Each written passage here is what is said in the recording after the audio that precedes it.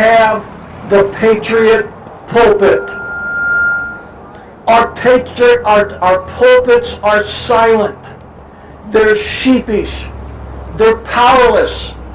And not only that, so many people that say they want freedom, they say they're a patriot, they say they believe in liberty, they do not support patriot pastors that are out there on the front lines. Listen, if you say you believe in liberty and you say you believe in freedom, then find a patriot pastor and support that patriot pastor and that patriot church. You can talk the talk all you want. It's time to walk the walk. It's the churches that are going to make the difference. It's the churches that made a difference in 1775. It's the churches that are going to make a difference in 2015. I've been coming to these rallies here in the valley now going on over 5 years. And rally after rally after rally. Event after event after event. When it comes to standing up for the freedoms and the liberties of our Constitution and our country, it's Pastor Huff and Chuck Baldwin.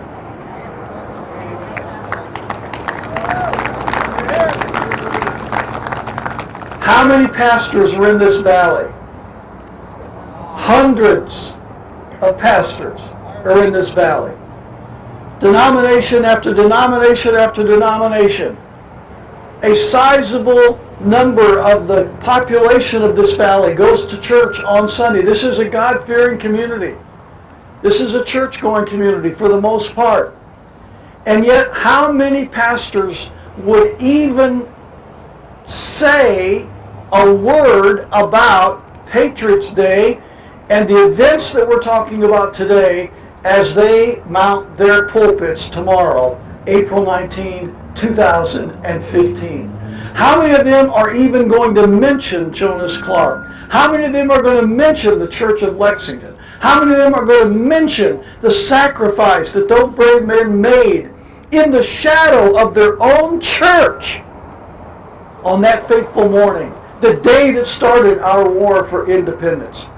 I dare say that the vast majority of pastors in the churches of this valley tomorrow will not even acknowledge that this day happened.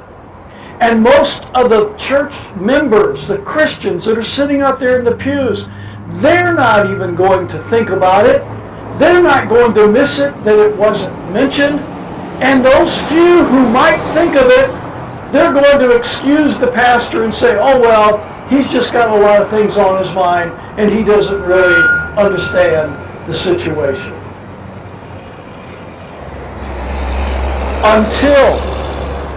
Until we resurrect a patriot pulpit, until we resurrect liberty churches in this country, we will never restore freedom and liberty in these United States of America. That is the fact. We'll do it. We'll do it.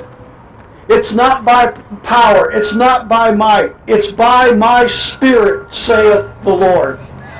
And if we don't have the Lord's men and the Lord's people supporting God's men, and if we don't have the Spirit of the living God at work in the reclamation of our Constitution and the reclamation of our liberties and our freedoms, if we don't bring God into this fight, ladies and gentlemen, it is a futile effort.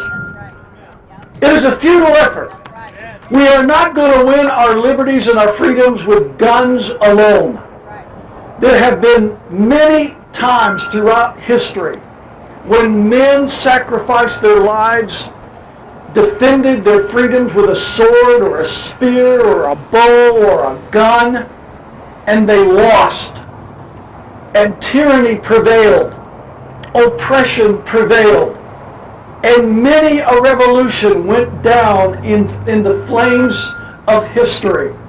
And we can go back into antiquity and look at revolution after revolution after revolution, where brave men and women gave their lives just as sacrificially as did our brave men and women in 1775 and 76 and beyond.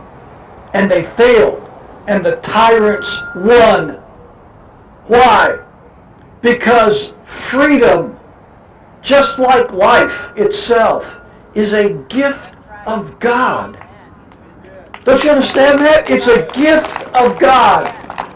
Thomas Jefferson said, the God who gave us life gave us liberty. It's a gift of God. And if we do not bring God into the equation, we will not succeed. Our founding fathers, even though all of them were not Christians in the strict sense of the word, some of them were deists, like perhaps Jefferson, and we know Franklin was. Most of them were Christians, but not all.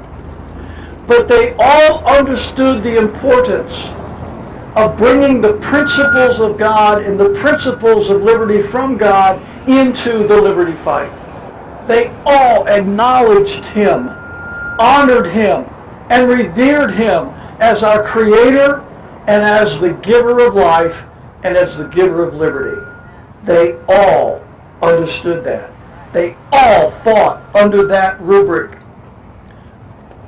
We implemented last October what we call the Liberty Church Project, in which my team and I are going around the country and we're trying to help establish non-501c3 churches. That's one of the biggest problems in our churches, is that they're all government corporations under the IRS 501c3 categorization. So we're going around the country and we're helping churches get out from the 501c3. We're helping brand new churches start new, fresh, non-501c3 churches. We're going to be in Sarasota, Florida here in a couple weeks. We've got an excited group of people down there that are just anxious to get going, and we're going to go in there and help them establish a brand new Patriot church in Sarasota, Florida. Can we get a hand for those folks? And we've done it in North Carolina, South Carolina, Texas, Idaho.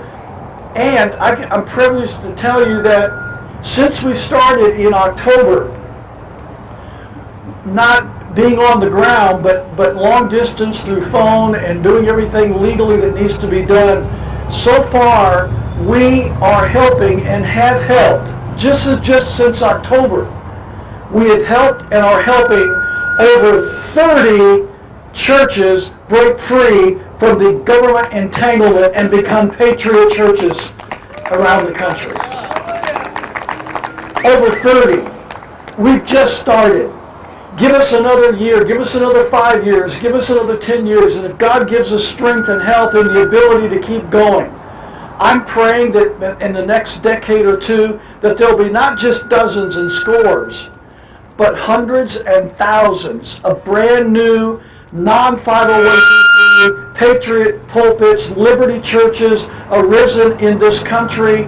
Listen, if these establishment churches and these establishment pastors are not going to say anything and they're not going to take a stand, it's time for the Christians to vote with their feet and get out of those churches and find a church where the pastor will take a stand. Bless God, our liberties are at stake.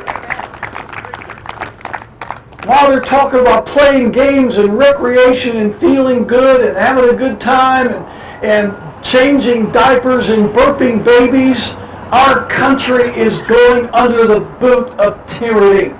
We need preachers with guts and conviction and backbone that'll stand up to the forces of evil and say, we are the servants of Christ. We will not be the servants of...